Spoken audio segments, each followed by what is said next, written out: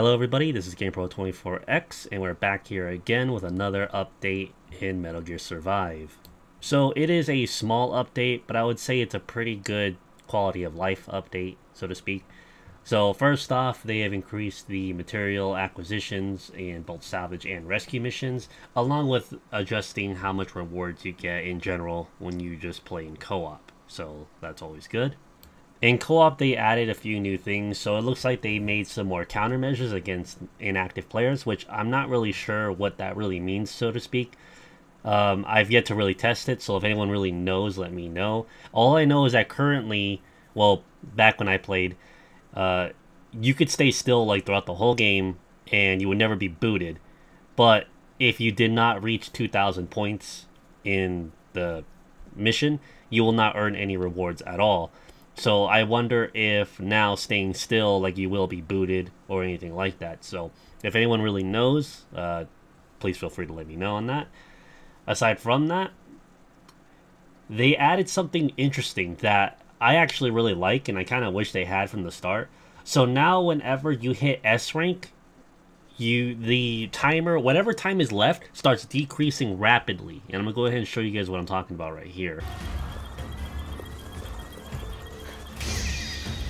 So once you hit S, the timer turns red and it starts decreasing like rapidly.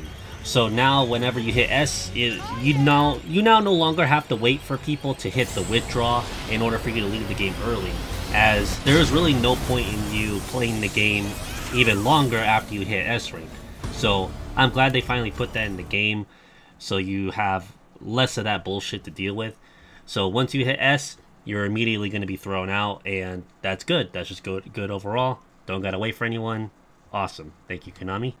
It also looks like they removed the withdraw command in quick match only, so I'm not really sure why though, but oh well.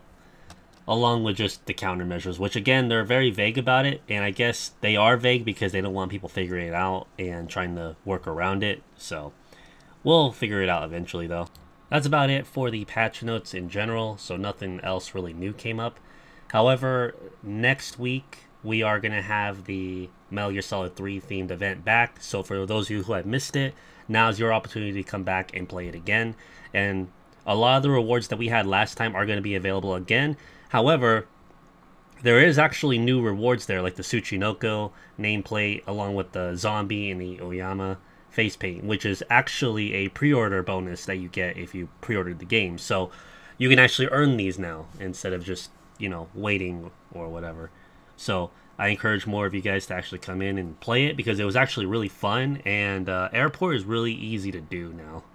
However, I need to make a quick disclaimer. For those of you who are planning to come back to play the Metal Gear Solid 3 event, you need to have at least beaten the game. So this was an issue that happened last time where people just couldn't get in and they were frustrated.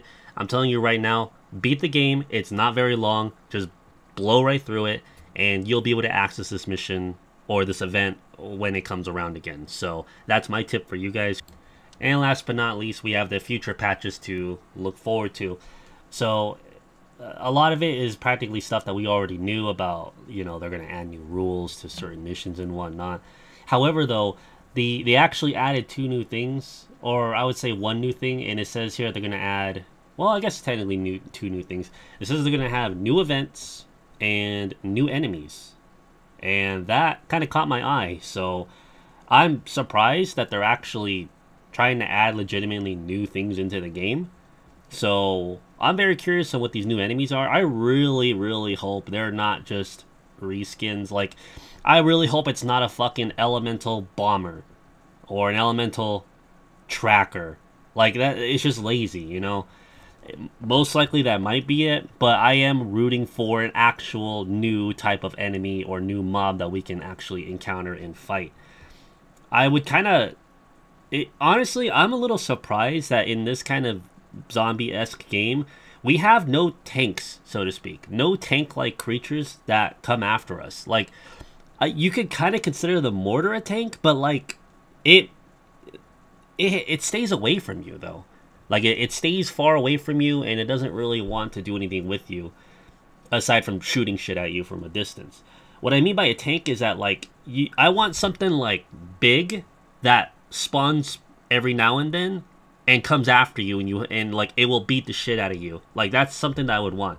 You can't really count the bosses because they're bosses, you know, like that's completely different. I want a mob that's like tankier and heavier than the worst mob possible. So that might throw an interesting dynamic into the game and make it more interesting. Who knows what they're gonna do, but we'll just have to sit and find out. So that's about it for all the current news in Metal Gear Survive. Hopefully we'll get some more interesting shit next week. This is GamePro24X, and I'll see you guys next time.